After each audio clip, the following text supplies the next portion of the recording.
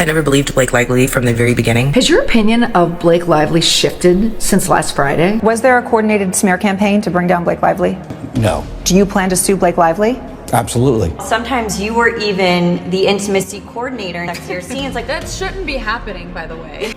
Somebody's career is ending. Are you guys ready for the A-list celebrity court case of 2025? Well, Blake Lively and Justin Baldoni have completely ruined all chances of a sequel for It Ends With Us, ruining the lives of all the fans and the author of that book because they brewed so much hatred for each other while being the two lead stars on that movie that they are now suing each other for $250 million. Blake Lively, who is half of the strongest power couple in Hollywood with Ryan Reynolds, has accused actor and director Justin Baldoni of being a sexual predator, harasser, and evil director in a 79-page federal complaint that she made sure the whole world saw by publishing it in the New York Times, ruining his career. Fighting for his life, Justin Baldoni said no more lies and sued back for $250 million. In order to win, he had to prove everything Blake Lively said was wrong, and boy did he do a good job. Exposing America's sweetheart Blake Lively for maybe being a snake in the grass and her husband for lying about everything. Justin Baldoni showed that Blake edited text to make him look like the villain in the New York Times. He really said, "Look what you made me do." But Blake Lively and Ryan Reynolds are now firing back. So let's go through the whole lawsuit, hit on all the craziest accusations, and choose whose side we're on. Before we get into all of it, make sure to subscribe and join the university here at Pop Culture University with your professor Patty, where you'll learn everything going on in the world of pop culture because you want to be pop cultured. And remember, in Patty, we trust. So hit like. Please hit like right now, please. So let's start at the beginning, but buckle up and grab your florals because we're gonna move really, really quick. So on August 9th, 2024, the movie It Ends With Us came out, and I love the movie. I think I gave it like a 4-star on my Letterboxd account, but it immediately had so much drama surrounding it. There was a lot of rumors of extreme hatred between the two main stars, and it became very obvious that there was some tension that you can cut with a knife because they wouldn't do any interviews to promote the movie together at all. And there were rumors of a massive feud, and both of them were gearing up for maybe a public opinion battle, and they were both hiring PR crisis managers. But the world actually ended up being on Justin Baldoni's side in the beginning, because while Justin Baldoni was using his time on the press tour to platform domestic violence survivors, Blake Lively was actually using her time in the press tour to promote her hair care line. And simultaneously, a lot of her really bad past behavior in interviews, like being very rude to interviewers and not caring about social movements, came forward. And she's definitely not had a good reputation when it comes to getting along with her cast members. And I'm looking at you, Blair, from Gossip Girl. So people took it as their opportunity to cancel Blake Lively, and she was a victim of cancel culture. So It Ends With Us did okay at the box office, I think bringing in about $300 million, which of course is a success. They made their budget back and everything, but it underperformed from its projected box office gross, and that's largely in part to people not wanting to see the movie because of the drama behind it. After the movie came out, it was quiet for a while, but it still seemed like each side of this Hollywood civil war was gearing up to go to battle, and that all came to the forefront on December 21st, 2024, when Blake Lively filed a 79-page federal complaint against Justin Baldoni and posted it in the New York Times. That is some petty behavior. That is messy.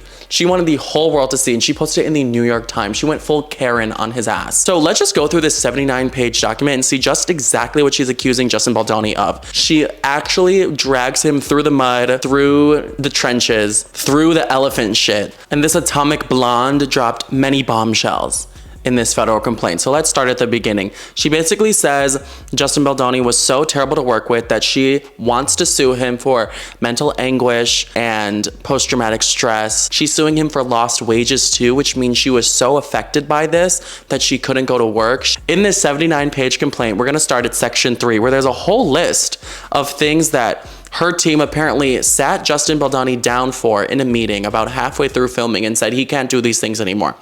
No more showing nude videos or images of women to Blake Lively. No more mention of Mr. Baldoni's previous pornography addiction. No more discussion to Blake Lively about personal experiences with sex. No more mention to Blake Lively or her employees of personal times that physical consent was not given in sexual acts. In section 48, she says he walked into the dressing room while she was topless.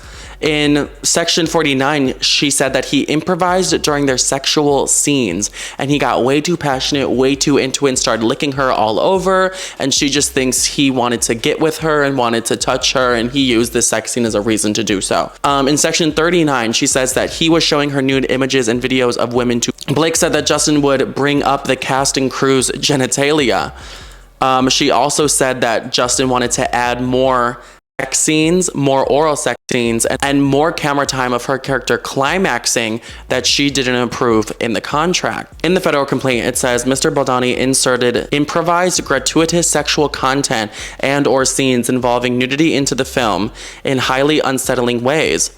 After Miss Lively signed on to the movie based on a draft of the script, Mr. Baldoni, without Miss Lively's knowledge or consent, personally added graphic content, including a scene which Miss Lively was to organize on camera.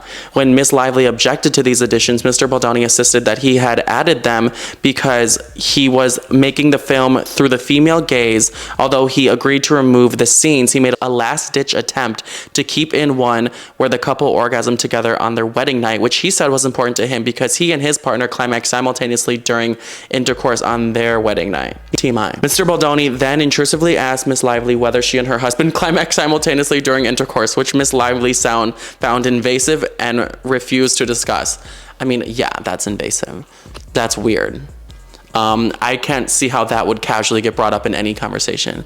Hey, do you and your husband climax at the same time? Because me and my wife do. Ha ha ha. Ah! I dropped my phone. Okay, so now it goes on to saying that Mr. Baldoni didn't keep the set very safe and didn't abide by guidelines that usually help keep actors and everyone on the crew very secure and feeling like they're protected, especially during vulnerable scenes. Blake Lively said that there was not an intimacy coordinator. That's super, super important on a movie set, and that actually helps circumvent the director so no actor feels too vulnerable or does something that they don't want to do and then has to like pay consequences of the director not liking them. Super, super important. And I don't like the discussion in Hollywood that we don't need intimacy coordinators, because we do. So she said there wasn't one, and then she said during the scene where her character was giving birth, Justin wanted her to be completely nude because that's what his wife did. And then he eventually let her wear the gown during it, but he only let Blake wear a little tiny piece of fabric over her lady bits, over her genitalia. She also said something super strange where Justin Baldoni hired his best friend, who's not even an actor, to be the doctor in this scene who delivers her baby, and she thinks he just did that so his best friend can see her in that vulnerable position because she's Blake Lively. Also saying that the giving birth scene was projected to every single cast and crew member behind the scenes, and she would have preferred it just to be seen by one director watching how the take is going, not everyone on set. And I understand that. All of these are very understandable if true. Section 29, Mr. Baldoni ignored well-established industry protocols in filming intimate scenes and exploited the lack of control on set to behave inappropriately. During this time, Miss Lively and other cast and crew experienced invasive, unwelcome, and unprofessional sexually inappropriate behavior at the hands of Justin Baldoni. He also did some very other weird manic things on the set, allegedly saying that Blake was saying that he would say he could talk to dead people. She said that he would talk about Blake's dead father too much, or that he would manically cry in her dressing room. He would hug and touch the crew too much. In section 42, Blake insinuates that Justin Baldoni is sexist, and that would come as a big surprise given this whole film is to uplift women. So it says, Mr. Baldoni objectified Miss Lively and other women by commenting or criticizing their bodies, kind of referring to them as sex objects. Mr. Baldoni often referred to women in the workplace as sexy, and she didn't like her character being objectified or being called sexy at all. The last part of Blake Lively's federal complaint is that she's basically saying that he is manipulating the public as well. So she said that she only looked bad during the press tour because he wanted us to think she looked bad. Blake claims that Justin was only talking about domestic abuse survivors because he wanted to gain sympathy from the public and he wanted goodwill from everyone online, so when Blake Lively said all these horrible things that he did, no one would believe her. He was like 2 steps ahead, like Nikocado Avocado. And she's saying that him and his PR team that he hired orchestrated a takedown of Blake Lively and her reputation, so she would have no ground to stand on to try to take him down, saying that he hired press outlets and social media bots to put bad information about her online and suppress any negative information about him online. Now that would be very evil. That would be absolutely, positively, for surely very evil. Blake's official statement on why she's suing says, "The emotional impact on Miss Lively has been extreme, not only affecting her, but also her family, husband, and kids. There are days," they have 4 children. Oh my God.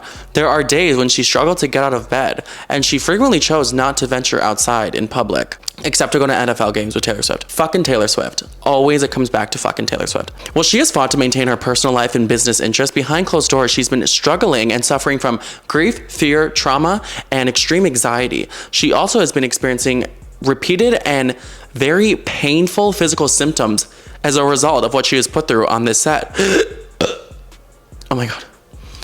Ryan Reynolds, too, has been affected mentally, physically, and or emotionally, and professionally by seeing his wife in this pain. Worst of all, however, has been the impact on their young children who have been traumatized and emotionally uprooted in ways that have substantially impacted their well-being.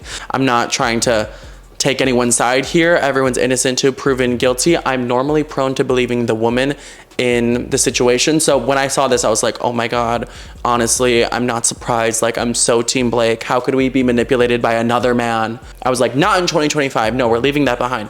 And then of course, on December 31st, Justin Baldoni files back a huge $250 million lawsuit against the New York Times for posting all of Blake Lively's lies and basically suing for defamation. And to win this lawsuit, he has to prove that everything Blake Lively has said is a complete lie. And he's done a very good job at that. So let's get into him kind of unraveling all these accusations that you just heard. And let's get into what he's saying Blake Lively has done and what he's accusing her of. Ooh, this drama is good. I'm shimmying my shoulders. Oh my God, I don't know what's happening to me. So remember in the beginning of Blake's lawsuit, she kept saying no more. Well, he's like, that's misleading because you saying no more implies that I did these things, but she can only say no more because he actually didn't do these things. She can't blatantly say he did this, he did this. She's kind of like ominously being like, no more of this, no more of that. But he didn't actually do this thing. So he said that's very misleading, and that's lie number 1. He said no more lies. He did not show her anything pornographic. He showed her a video of his wife giving birth, and that was very special to him. He said he didn't cry manically in her dressing room. He cried because she was complimenting him on his directing abilities, and that touched him very much in his heart. And this is where it gets crazy because Justin Baldoni actually has text proof. He has receipts, proof, timeline, everything, that it was all a lie. It really was. He showed a text receipt of Blake Lively inviting him into her dressing room while she was breastfeeding, blatantly on that text, point blank, and the period. He also has proof of Blake Lively acknowledging that there is an intimacy coordinator but not really wanting to talk to her right now. And he has text proof of Blake Lively sexualizing her character and trying to choose the sexiest outfit she could possibly find for her, kind of using the same language that she accused him of using in the lawsuit. And everyone was like, wait, these texts are so confusing because she said her character would look really sexy in a beanie. Blake Lively texting Justin Baldoni about wearing a beanie and having it like really tie a look together and make it like sexy with a crop top. Like, it's so indicative of how much placation was going on that set. Is my beanie sexy, you guys? Is it turning you guys on? Anyway, she was objectifying her own character. Justin also showed text of him being very understanding of any scene Blake Lively did not want to include and not pushing her to do anything too extra that she wasn't comfortable with. There's apparently text proof of her inviting a lot of people into her room while she was breastfeeding, while she was getting makeup removed but covered up by a towel. And he's kind of just trying to dismiss all of these accusations of him being overly comfortable or trying to overstep his boundaries as a director. And he actually says Blake Lively made the environment super, super toxic because she, the whole time, was trying to take control of his movie. This was Justin Baldoni's movie. It was his first time directing. He was so excited about it. He was always talking about it. And his goal from the beginning was actually to platform domestic abuse survivors. And that's why he even took on the role and bought the rights to Colleen Hoover's novel, It Ends With Us. And he has proof of that, which Blake Lively accused him of lying about for public sympathy. He has proof that in 2019, he has texts and emails with Colleen Hoover that the whole point of him making this movie was to do that, and that he's been platforming them since over 5 years ago. And in 2022, he agreed to donate a part of the profits from the film to organizations that platform these survivors. So that kind of makes Blake Lively look like that she's not telling the truth. Now let's get into how he says Blake Lively made Set a living hell. He said that she was trying to strong arm Justin Baldoni and Sony to give her unprecedented control over this movie, using her power as being a part of the Hollywood untouchable couple with Ryan Reynolds and having a very close relationship with Sony to do so. And she was going to get her way. It was her way or the highway. And this Barbie was going to take over this whole fucking movie set. In Justin Baldoni's lawsuit, he says, the fact is that Lively embarked on a hostile takeover of the production, strong-arming Sony into blessing her with ultimate control.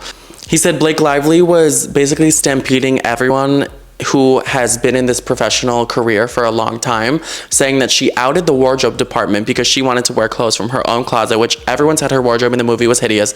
Blake Lively never really hits it out of the park. She gets outdressed by Taylor Swift at football games. She also fired the movie's editors because she wanted to make the final cut of the movie, even though it's only a movie that she's an actress in, not a movie that she's an executive producer of. And every time she would demand one of these things, she would threaten Justin Baldoni and say, I'm not going to promote this movie unless you give me unprecedented control over it. And remember during the press tour, everyone was like, oh, Justin Baldoni, are you excited to direct another movie again? Are you going to direct the sequel? And he always was saying like, I think Blake Lively wants to direct. I think she'll take the director's chair, even though she was literally not supposed to be the director at all. There's text of Justin Baldoni saying that Blake was cruel and intense for taking away his opportunity at directing, and he was only going forward with it because they already invested millions of dollars. So if Blake wanted to do everything Blake wanted to do and re-edit the whole movie and have a whole version of hers that was apart from the director's cut, they were going to do so. Blake edited a whole version of it that was just hers, and Justin had his version of it that was supposed to be the one that came out, and they actually sat test audiences down to see which one they liked more, and Blake and Justin made a deal that whichever one audiences liked more is the one they would go with. Audiences mainly liked Justin's more,